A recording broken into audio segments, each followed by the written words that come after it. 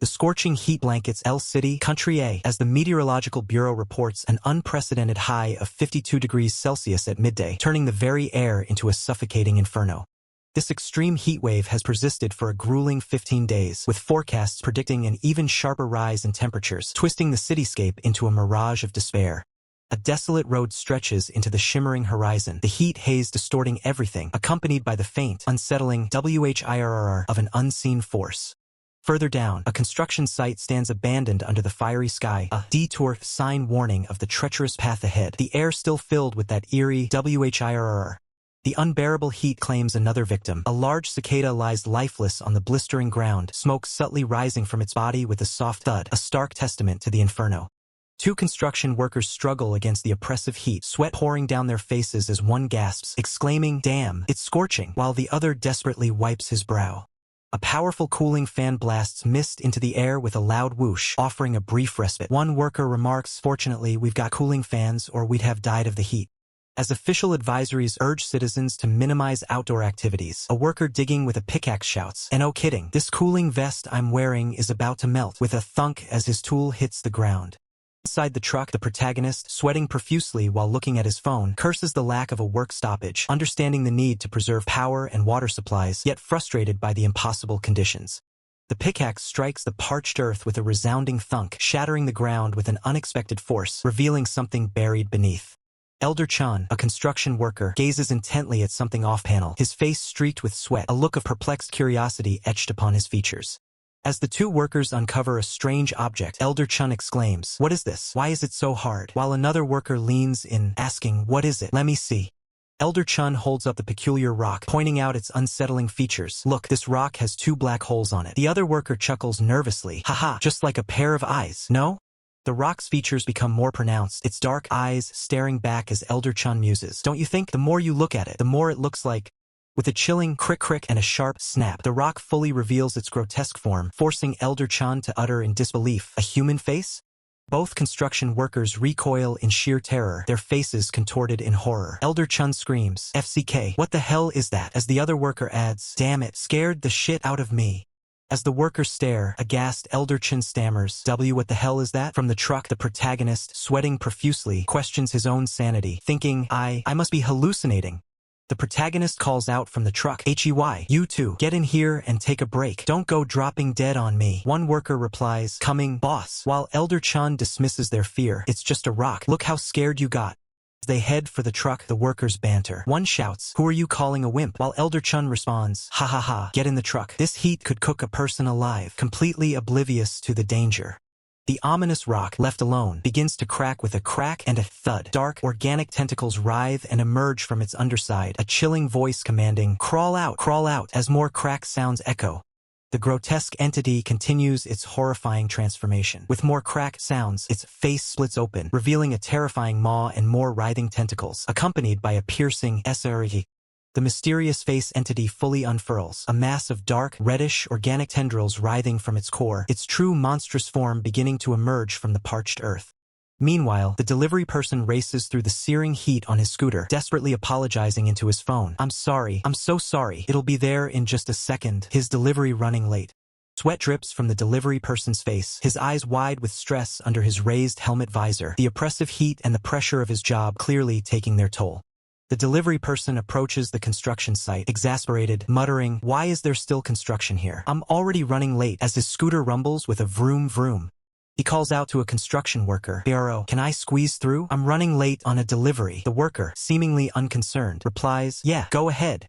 Inside the truck, a construction worker sips from a bottle, observing the delivery person and remarking, "Must be tough delivering food in this heat." The delivery person, riding past the construction workers, responds, "Tell me about it. You guys aren't having it easy," completely unaware of the dark, organic tendril subtly extending from the ground near his foot. A sinister, reddish, organic tendril makes its move, silently extending from the shadows, a chilling crawl in, indicating its insidious intent as it targets the delivery person. Oblivious to the creeping danger, the delivery person speeds away with a vroom vroom, calling back, "I'll head through first. Take it easy while working," as he leaves the construction zone, unknowingly carrying a new horror.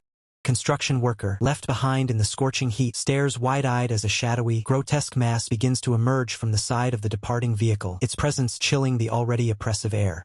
Unseen by the delivery person, the parasitic horror begins to manifest, its dark, organic tendrils twisting and appearing, truly emerging from beneath his helmet, coiling around his neck. The construction worker's face contorts in pure, unadulterated terror, his eyes bulging and mouth agape as he witnesses the grotesque transformation beginning on the delivery person. Oblivious to the horror now clinging to him, the delivery person speeds away on his motorcycle, a loud vroom echoing as he vanishes from the construction site, leaving the fiery landscape behind. The construction worker, reeling from the horrific sight, desperately tries to rationalize it away, thinking to himself, I must be getting heat stroke, I'm seeing things. The narrative shifts, revealing the brutal reality of the world. Chapter 1 begins in L City, Country A, under a searing current temperature, 52 degrees Celsius, a heat that presses down on all. The oppressive heat continues to bake the city, casting an ominous red glow over the entrance to Subway Station XX, a beacon of potential escape from the scorching surface. Descending into the subway, the air becomes noticeably cooler, guided by signs for Line 10 and Station XX exit, a temporary respite from the inferno above. The subway platform is a chaotic sea of humanity as an automated announcement blares, next stop XX station. Please hold on tight. The crowd bustles with restless energy. Inside the packed subway car, the air is thick with bodies. Elder Chun sighs, lamenting, Yujich, it's packed. The subway is getting more crowded by the day. Another passenger points out, well, it's scorching out there, so everyone's coming down here. A third person groans, sigh, it's too hot. The intense heat, even underground, forces the protagonist to desperately fan himself with a small, portable device, sweat beading and dripping down his face, a worse sound accompanying his futile efforts. The protagonist continues to struggle against the oppressive heat, flapping his shirt collar in a desperate attempt to create a breeze, his skin glistening with sweat. The protagonist stands amidst the suffocating crowd, his expression utterly drained, when a subtle buzz emanates from his pocket, signaling an incoming call.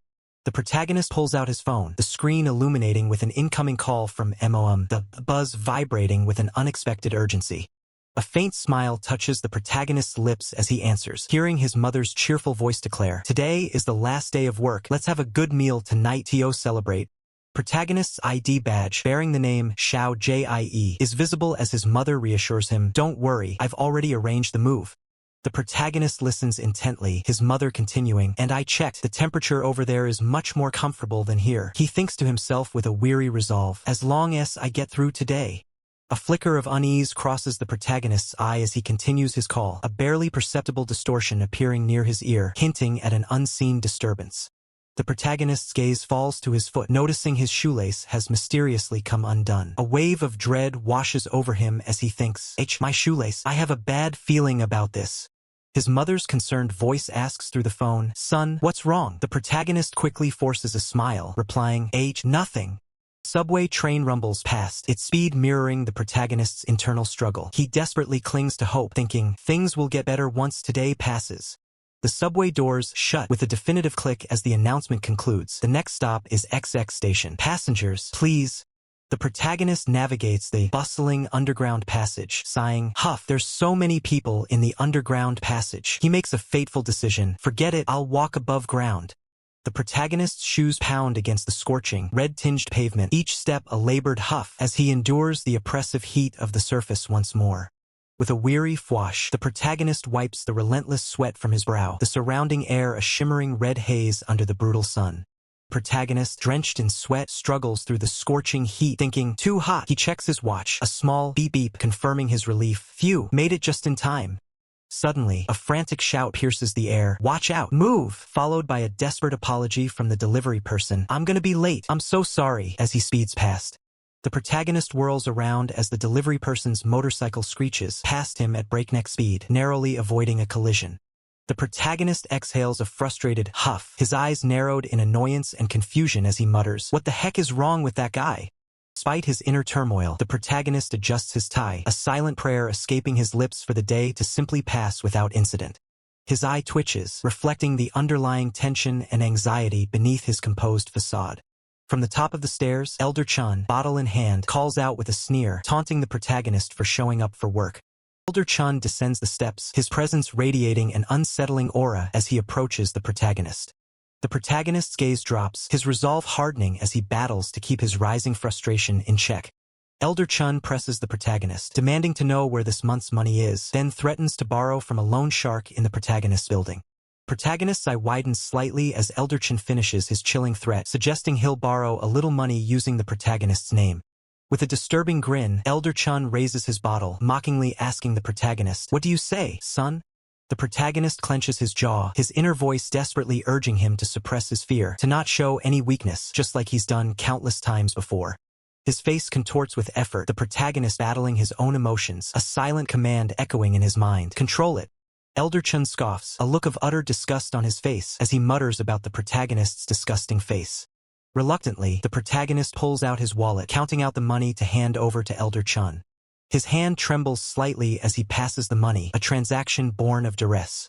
Protagonist turns his back, his mind fixed on a single thought. This is the last time. Tomorrow, he vows, he will be free of all of this for good.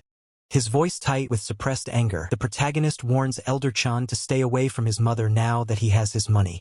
Elder Chen lets out a dismissive tch, his expression showing clear annoyance at the protagonist's defiance. As he walks away, Elder Chen shouts over his shoulder, telling the protagonist he's leaving, but not before ordering him to get to work and earn more.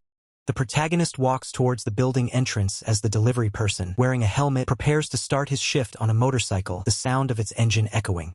The delivery person's face is etched with stress as he clutches a delivery, unaware that the protagonist is observing his struggle.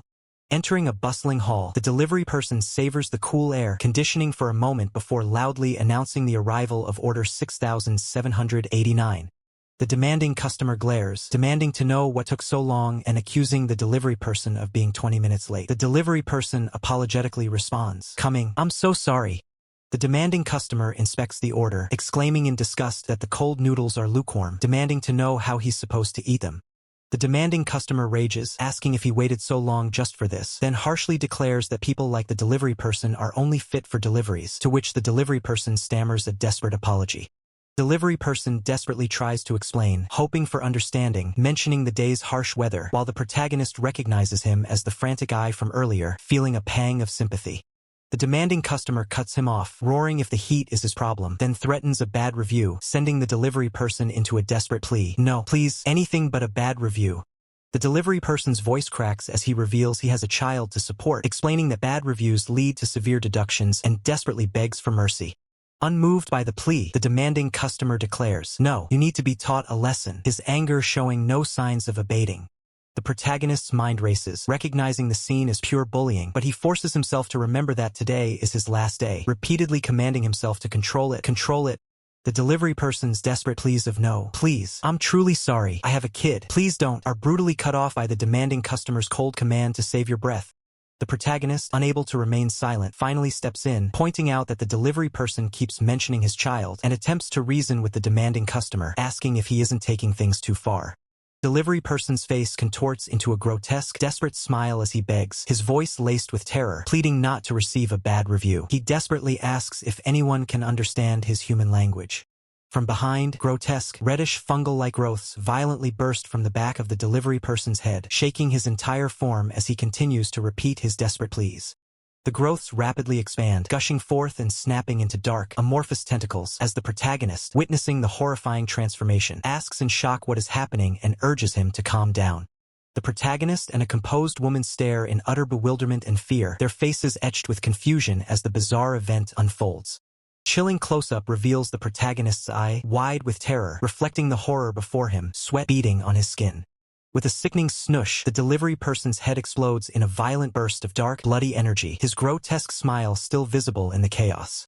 A wider shot reveals a group of people, including the protagonist, standing frozen in a large, reddish-hued room, their faces contorted in expressions of shock and terror. A crumpled piece of paper lies on the ground as a somber thought echoes. It was already the delivery person's last day. The fully transformed delivery person, now a colossal, shadowy monster with glowing red eyes and menacing horn-like protrusions, looms over the terrified onlookers. A chilling thought arises. Will he ever go back? Monster's grotesque face fills the frame, multiple glowing red eyes piercing through the chaotic red aura, emphasizing its terrifying new form. A stark black screen displays critical system information, L City, Country A, and the extreme current temperature, 52 degrees Celsius. The protagonist's face is shown in a tight close-up, his eyes bloodshot and wide with a mixture of fear and determination, sweat dripping from his chin. The The monstrous transformed delivery person continues to dominate the scene, its glowing red eyes fixated on the petrified crowd, emanating an aura of pure terror. The transformed delivery person is now fully revealed, a hulking, tentacled entity with multiple red eyes, as a terrified voice questions its very existence, asking, what is? A close-up of the monster's face intensifies the horror, revealing more intricate, grotesque details as the voice finishes its terrified question. This? The protagonist looks up, his eyes wide and bloodshot, a mask of fear and confusion on his sweating face, surrounded by other terrified onlookers. With a sickening blat, the transformed delivery person violently strikes a bystander, sending a gruesome splatter of blood and gore across the panel. An extreme close-up focuses on the monster's gaping maw, revealing grotesque teeth and a long, slimy tentacle dripping ominously. The protagonist and another male bystander are shown in a tight shot, their faces drenched in sweat and contorted in abject terror. Chaos erupts as the transformed delivery person stands over its victim's mangled body, people screaming in panic and urging everyone to run. From a high angle, the monster calmly observes the dead body and the fleeing crowd, uttering a chilling statement, "Don't have to run." A bystander, still in disbelief, questions if the horrific scene is fake or part of a movie, complaining they weren't informed earlier, while the protagonist watches in horror. With a horrifying emerge, the transformed delivery person extends a smaller, tentacled, face-like entity directly towards a terrified bystander, who stares up in shock. The parasitic entity violently slams into the bystander's face with a sickening thwack, embedding itself onto his features. The bystander screams in excruciating pain, his face grotesquely disfigured by the attached entity, blood splattering as he cries out, "It hurts! Help me!" The protagonist watches in frozen horror as the disfigured bystander collapses, blood still gushing from his face, the parasitic entity firmly rooted. The protagonist's face is captured in an extreme close-up, his eyes wide and bloodshot, drenched in sweat, utterly traumatized by the unfolding nightmare. The transformed delivery person's body begins to deform further with blop sounds, parts cracking and dripping, as the protagonist observes its grotesque transformation. With a terrifying shoots out and screams of HHHHHH, the transformed delivery person unleashes multiple smaller, tentacled, face-like entities, launching them towards the fleeing crowd. The composed woman and the protagonist, along with others, frantically scream, "Run!" HHHH, as they desperately flee from the onslaught of attacking entities. The grotesque entities surge forward, moving with terrifying lightning speed, their dark forms blurring as they close in on the fleeing group. Panic erupts as the survivors shriek in terror, desperately urging each other to hurry and run from the terrifying onslaught. Composed woman and a security guard look up in sheer terror as one of the grotesque entities descends rapidly towards them. Barely able to keep up, the composed woman pleads for assistance, promising to repay anyone who helps her escape. The security guard, sweat beading on his face, glances at the composed woman with a peculiar expression, his hand gripping her arm. With a determined shout, the security guard tells the others to go, claiming he will handle the threat as he lands a solid strike on an approaching entity. The composed woman, impressed by his sudden bravery, exclaims how cool he is. As she runs past the fallen protagonist, the composed woman's expression hardens, her thoughts betraying her earlier praise. Men are really so stupid. The entity hit by the security guard screeches as it splatters violently against the ground, its grotesque form dissolving. Standing triumphantly over the defeated creatures, the security guard declares he will fight to the end, fueled by the belief that a beauty finally desires him. His triumphant expression quickly dissolves into wide-eyed terror as a chilling realization dawns on the security guard. The security guard confidently proclaims the creatures are easy to kill, but the protagonist frantically shouts back, urging him to run for his life. Undeterred, the security guard commands the protagonist to follow his instructions. As the security guard attempts to instruct the others to find weapons, an entity ambushes him from behind, latching onto his neck with a sickening thwack. The security guard screams in agony, his eyes glowing an unnatural red as blood erupts from his temple, the entity burrowing deeper into his flesh. The protagonist points in horror, warning the others that the security guard has been bitten by the grotesque bug, trying to alert him to the creature behind his neck. His face contorted in a mask of pain and desperation, the security guard reaches out, pleading for someone, anyone, to help him. The protagonist and a nearby woman watch in stunned horror as the security guard's plight unfolds before them.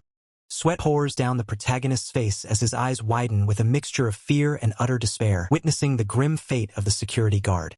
With a sickening thump, a piece of the security guard's flesh tears away, gripped by an unseen hand as his body grotesquely distorts.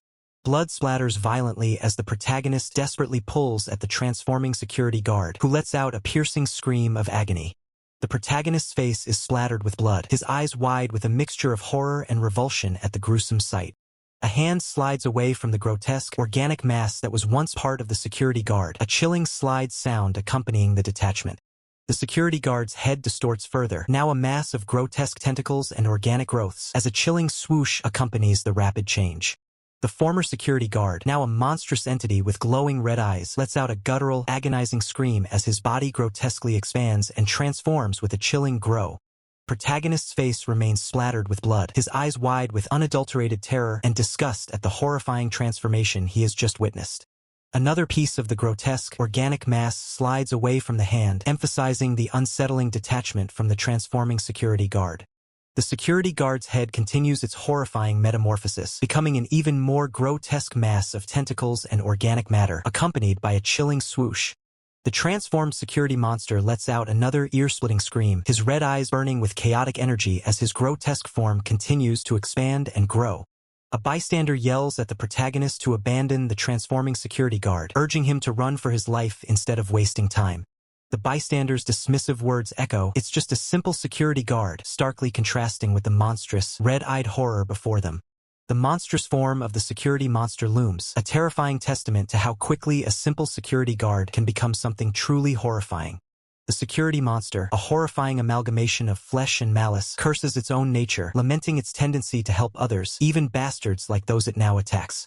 Questions the futility of its past actions, wondering what purpose there was in ever helping such beings, asking, "What's the point of helping you?" The security monster bellows, condemning its victims as bastards and declaring that they all should die. A terrified victim on the ground echoes the chilling sentiment, screaming "Die" in sheer terror. A chilling title card flashes, hinting at a brutal evolution or transformation.